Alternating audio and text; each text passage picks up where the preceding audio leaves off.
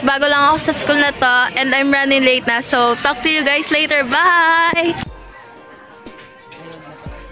Announcement class, may bago tayong transferee, okay? Please come in, introduce yourself. Hi everyone, I'm Zimoro and I'm 15 and I like... Renzo, late ka na naman as always. Sige na nga, both of you take your seat. Okay class, we have a project and by partner to. Since you're new, Zeke, kayo ni Renzo ang mag-partner. Tayo pala partner eh. I'm Renzo. Renzo Gantalmo. I guess you have a reputation of being late, ha? I'm Z. Kamusta kayo ni Amber? Di ba crush mo yun? Walang chance at ibang gusto. Di ba kaklase mo yun? Saan? Pogi ba? Oo, ayun na, si Renzo.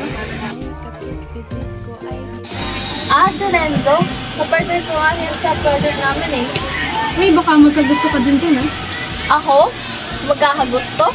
Hindi, no? Ayan, nag-buffer na. Mamaya lang. See you later, Marika.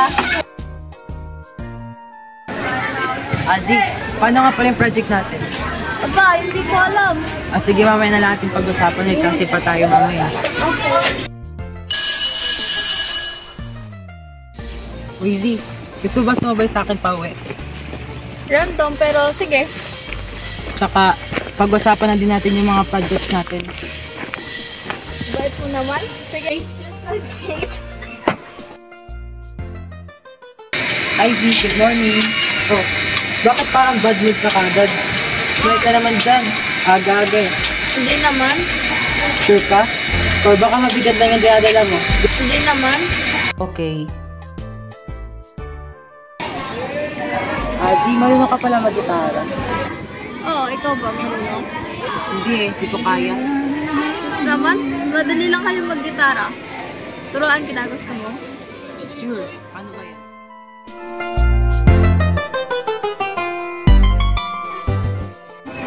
Z, paano ka natuto mag-gitara? Dati kasi, lagi ko mag-jamming sa amin. Mga sige lalaki. Hello, bakit naman mga siga? Ganda kasi yan. Since elementary ako, madami nakapansin na yung mga gawin ko, parang hindi pang babae. Same sa same skirt yung laro ko. Mas nilalaro ko yung Sex and Scrolling. Siguro ganyan ka na dati pa. Good question lang. Nagkakagusto ka ba sa lalaki? Anong klaseng tanong yan? Tara na nga! Z, parang nagbabago ka na Nagme-makeup ka na ngayon Tumang, trip-trip lang.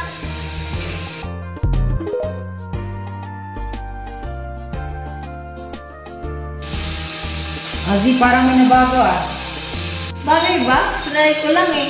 Oo, bagay nga sa'yo eh. Oy Z, may ginawa nga pala akong tula para sa'yo. Halos 8 bilyong tao sa mundo, ngunit walang isa na katulad sa'yo.